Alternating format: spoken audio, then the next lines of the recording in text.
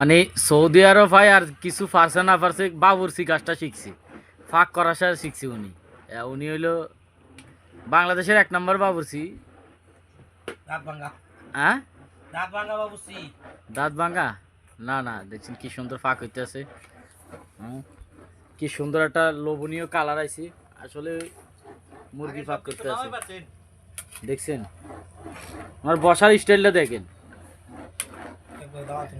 একদম সেই সে একটা ফাঁক করতে আছে। আসলে এই সমস্ত বাবুর্চি বাংলাদেশে সচরাচর পাওয়া যায় না, এগুলা সৌদি আরব ভাই জালে আটকেছি। দেখেন এই আর কি। এই। আর যদি সিকিউরিটি দেখে তাহলে তো ধরেন খাইছি। পলা রে পলা চুলালই। বাবুসি গুজে বসে না। তো যাই হোক, বাবুর্চির জন্য দোয়া করবেন হ্যাঁ